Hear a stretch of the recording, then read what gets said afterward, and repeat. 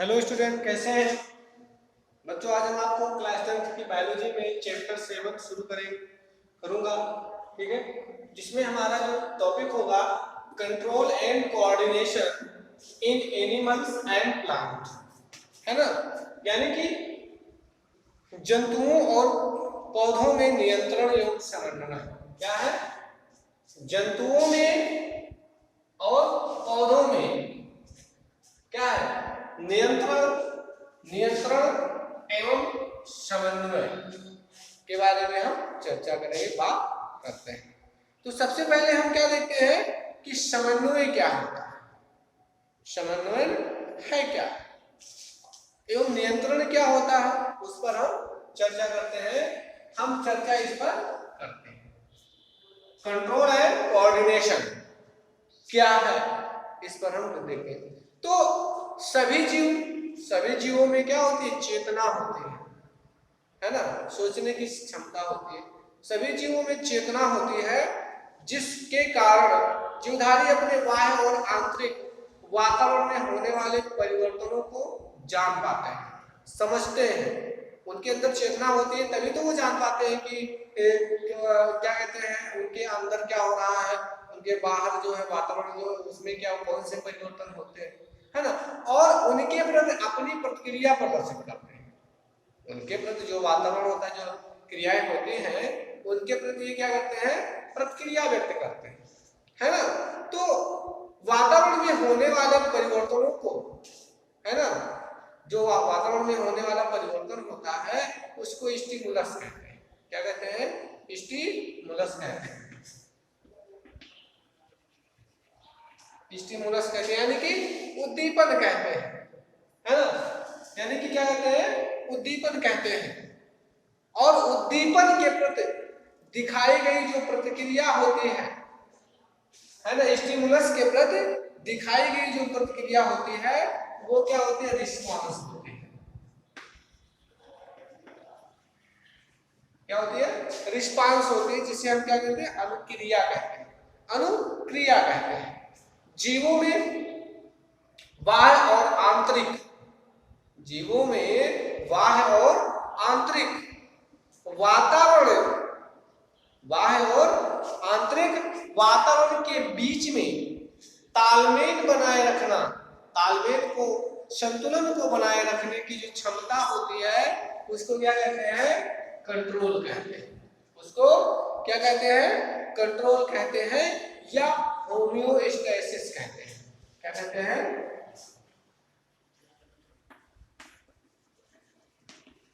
Homeostasis के नाम से। और जो सामान्य स्थिति बनाए रखने की प्रतिक्रिया होती है या सामान्य स्थिति बनाए रखने की प्रतिक्रियाओं को समन्वय कहते हैं। सामान्य स्थिति बनाए रखने की जो प्रतिक्रिया होती है वो क्या होती है? समन्वय होती है, कोऑर्डिनेशन, है ना।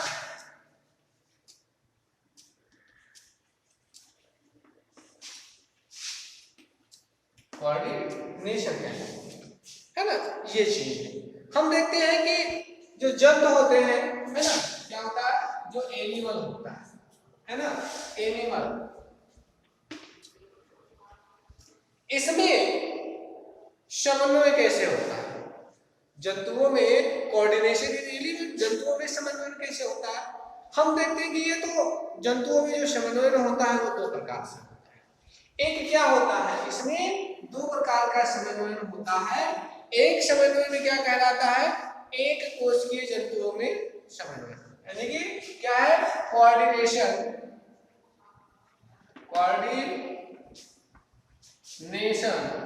Coordination in unicellular animal, in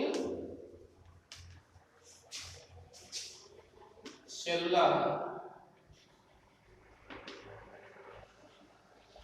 animals, है ना। ये एक कोश की जंतुओं में समन्वय की बात होती है।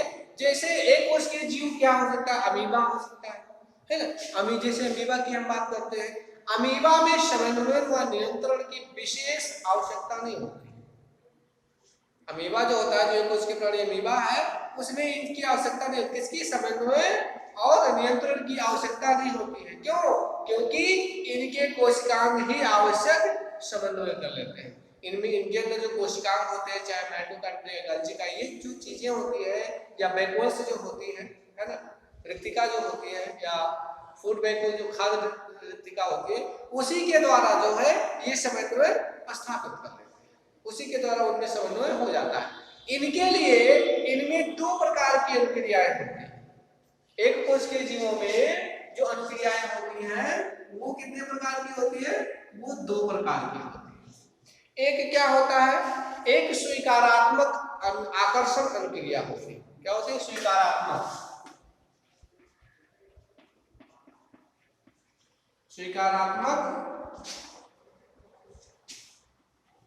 आकर्षण अनुक्रिया होती है।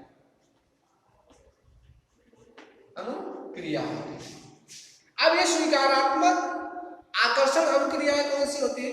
इसमें जंतु उद्दीपन स्रोत की ओर आकर्षित होता है। जो उद्दीपन स्रोत होता है जंतु उसी की तरफ जो है आकर्षित हो जाता है।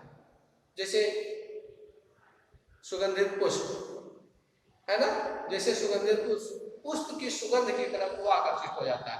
जैसे भोजन, भूख लगने पर वो भोजन की तरफ आकर्षित हो जाता है। तो ये क्या होता है? ये स्वीकारात्मक आकर्षण की अनुक्रियाएं होती है। एक जो दूसरा जो होता है वो क्या होता है? नकारात्मक या विकर्षण अनुक्रिया। क्या होता है? नकारात्मक या विकर्षण अनुक्रियाएं।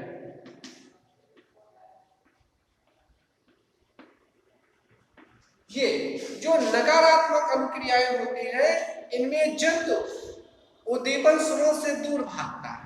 जो जंतु होते हैं, जो जीवधारी होते हैं, इसमें नकारात्मक या विकर्षण अनुक्रिया में जंतु उससे दूर भागता है। जैसे क्या? आग जो होता है, जैसे अग्नि, अधिक ताप, विद्युत, इन सबको देख करके जो जंतु होता है वो दूर भागता है। क्यों? क्योंकि उसको डर बना रहता है कि कहीं उसको झटका ना लगे, कि उसको कोई दिक्कत ना हो जाए, है ना। ये चीज होती है। और जो दूसरी चीज है ना, जो दूसरी चीज है जिसे हम क्या कहते हैं? बहुकोशिकीय जंतुओं में समन्वय कहते हैं। क्या कहते हैं? बहुकोशिकीय coordination in multi cellular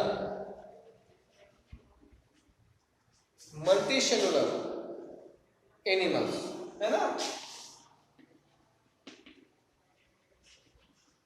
multi cellular animals. अब इसमें क्या होता है? ये जो बहुकोशिकीय जंतुओं में समन्वय है, coordination in multi cellular animals में क्या होता है? सभी जीवधारी क्या होते हैं? बहुकोशिकीय।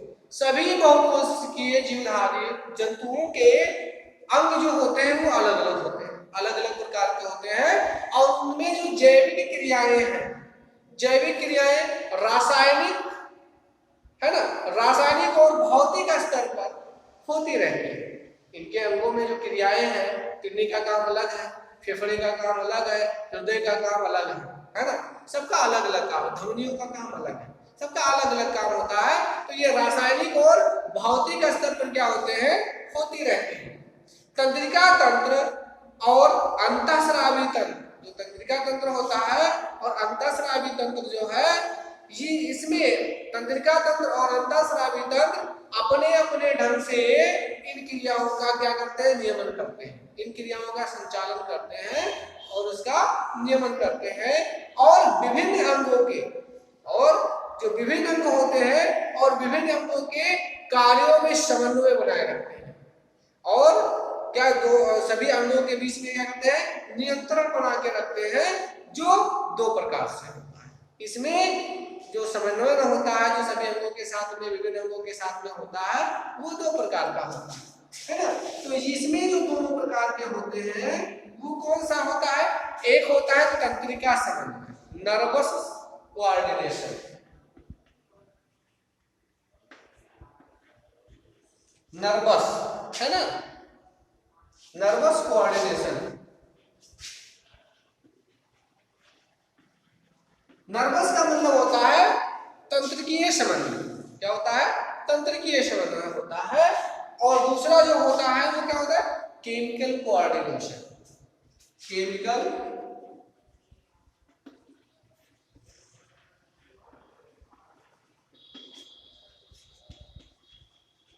केमिकल कोऑर्डिनेशन होता है, यानी कि रासायनिक समन्वय होता है ना। तो ये चीज होती है। हम देखते हैं कि नर्वस कोऑर्डिनेशन जो होता है, जंतुओं में तंत्रिकीय समन्वय जो होता है वो कैसे होता है?